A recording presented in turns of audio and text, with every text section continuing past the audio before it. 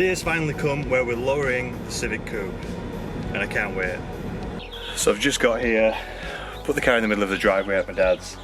I've got the sunglasses on because even here in the shade, it's brighter than my future. The next task then is to get the car up in the air, wheels off, and these are what we've got to fit. So I've got DC2 front shock absorbers and eibach lowering springs. Now, the reason I've not gone for DC2 rear shock absorbers for this particular car is that they are a different mounting point at the bottom of the shock on the rear. They're a like an eyelet rather than a fork type on the DC2, and these are a fork type on the EK and the majority of the EG chassis. This particular car as well, the spring rates for the front on the eibach springs are significantly stiffer than the standard ones, whereas the eibach springs on the rear, the spring rates are stiffer than the standard ones on the EK, VTI, SI coupe, whatever you want to call it, but they are not stiffer than the DC2 springs. So that led me to conclude that these springs would be better suited on the rear to the standard shock absorbers, and the front springs, because they're stiffer of the eibach springs than the DC2 ones, the DC2 front shock absorbers would be more suitable to get more of a balanced sort of shocker and spring setup on the front axle versus the rear. So that's the plan. What brought this about though was the ball joint started knocking. I believe the bottom ball joint on the front, near side, front left. So around here, I believe the ball joint on this wheel started to go. So that's what's triggered this whole thing, but hopefully we'll be able to get rid of this 3-finger arch gap and turn it into something more like that. See how we get on.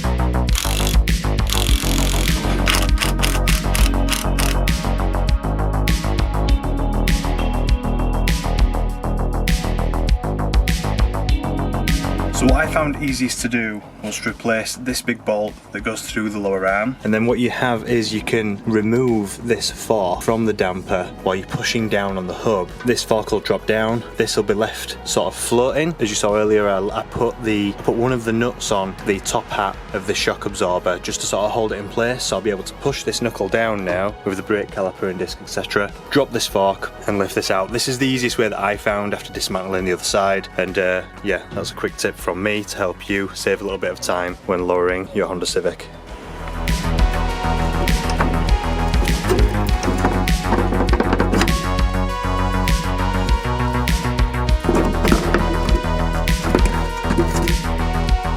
And there we go, one old shock absorber out from its old home, in goes the new one. Also, a quick update on this side.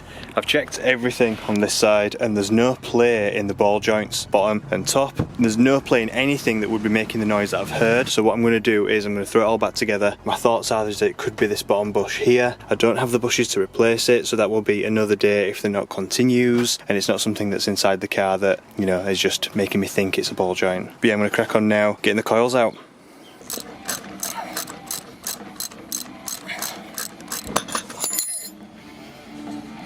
So the EK has a slightly different brake line placement in comparison to the EG in that it bolts to the knuckle. But on the EG and DC2 chassis, it's on the bottom of the shock absorber. So here's the EK one to compare.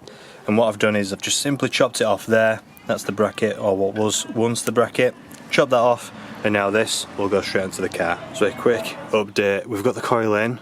I was then bolting everything up and I thought, I wonder if there's a knock on this side. As you can tell, for those eagle-eyed viewers, I've started dismantling this side. I've got the nuts off on the track rod end, the upper control arm and the lower control arm. I'm currently just getting the pry bar in on the wheel nuts because everything's dismantled. I have no way of sort of holding this in place. You know, I don't want to put some pressure on the caliper because the caliper on the other side's off, etc. So what I've done is I've put the pry bar across the studs like this, so that's a quick cheat code for those people in a similar situation. I've also got this screwdriver, and if you can see, if it will focus, I don't think it's going to, but it's got like a a sort of shanked end there. I don't know what you'd call that. Got a bit blank, but this is ideal. I can get it to focus. Try my best. There we go. So yeah, that's ideal for these screws. So you get the screwdriver in. It's P3, Posi 3.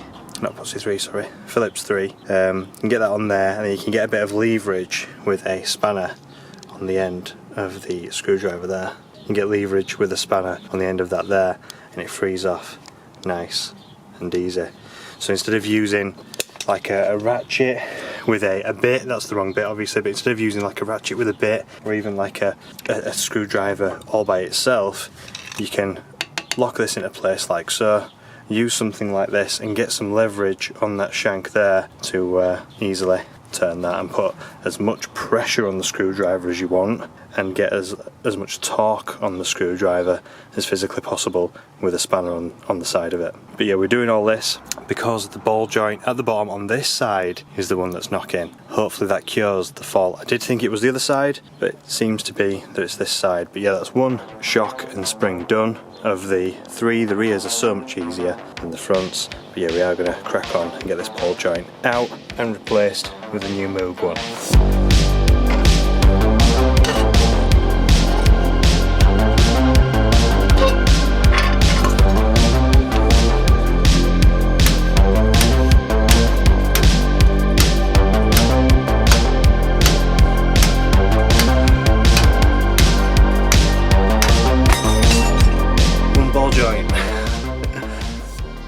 The ball joint's in. I'm now going to throw the knuckle back into the upper, lower control arms, put the drive shaft through, trackward end back on, and yeah, build this back up, and then this corner will be done.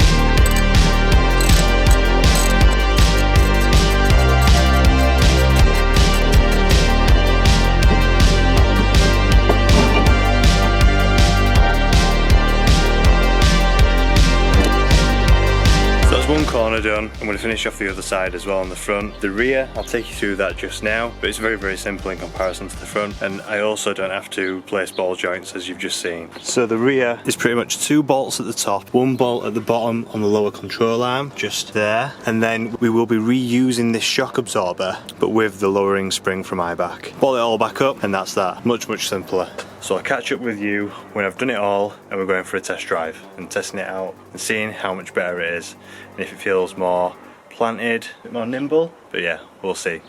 One eternity later. So you might recall that I said the rear suspension would be a lot easier, a lot quicker. It's 3 bolts effectively, or 2 nuts and 1 bolt. Not the case. We are now 1 week later. I've had to brick my car, or I did brick my car and left it at my dad's, because as you can see there, we are dealing with the dreaded lower control arm on a Honda Civic. And what happens is that a suspension fork comes from the top here, goes around this particular arm, through that section of the arm, through this bush here, and so that bush sort of sits in there like that with the arm, but the bolt that holds the arm is there. Well, that's the end of it. The rest of it is inside there still. That's the centre of the bush if you can't tell. So that is that, and that shell there that I've had to cut through and press out is that, and I'm having to do it all in situ because that bolt will do the exact same up there because it's not very clean. The bolt on the lower trailing arm will do the exact same, and I do not want to be the person taking all, cutting through all of these bolts just to fit some lowering springs on my car. But that's where we are. We're a week later. This took a hell of a long time to get to this point, and now we're pressing in the bush on this side. We've got it all to do again on the other side, but we're in the rebuild sort of phase now on this side, so I'm going to get this done so that I get a bit more motivation from the progress being made. And that's that. Let's crack on. One very cool tool that my dad's acquired over the years is this Ford Cortina void bush tool, I think it's called. Void bush tool, yeah? Yeah. And what we're using it for at the moment, because this is a perfect fit, is to press in the bushes and press out the bushes on the lower control arm on a Honda Civic, which, believe it or not, this works absolutely perfectly for. So if you know any old school Ford boys that has one of these particular tools, it's got a few other bits as well, but yeah, it's literally a perfect fit for the lower bushes on EG, EK lower control arms. So yeah, that's really coming in clutch, and really happy about that. Anyway.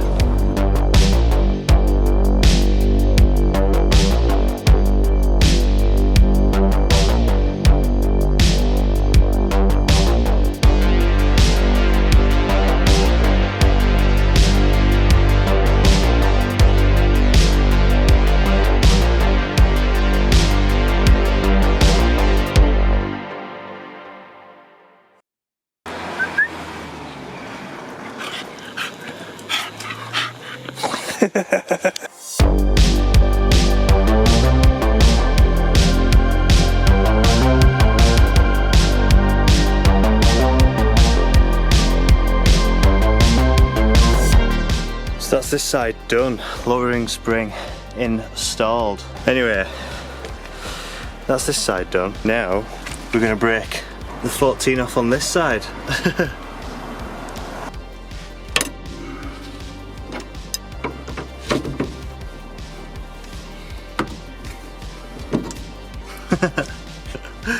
I knew it. This one's broke off quite deep though into the bush. There you go. The snap bit. So I've just finished up. You last saw me, snapping a bolt on the other side. The exact same process, I had to press it out, press the other one in, coil over, or should I say, the strut, the shock absorber off, dismantle it, spring on, etc, etc. So I thought I wouldn't bother taking you through that, but look at how low it is. I think I'm going to have to be careful of speed bumps. I'll have to try a couple out, but I mean, look at it, and the car's not even settled yet. They do settle a little bit, they do get a little bit lower, but that looks perfect in my eyes. Very functional still. Very functional still. Still got, a bit of suspension travel remaining.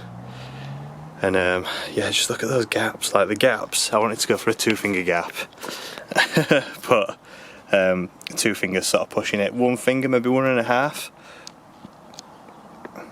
It's like 2, 1. It's a bit 1.25 maybe. How good does that look there? Unreal. So that's it for this particular video. I'm absolutely chuffed with how it came out. It looks mint in my opinion. It looks absolutely sick. So if you liked this video, please give us a thumbs up, subscribe if you haven't done so already, and check out the thanks button to support the channel, and I'll catch you in the next one. Bye for now.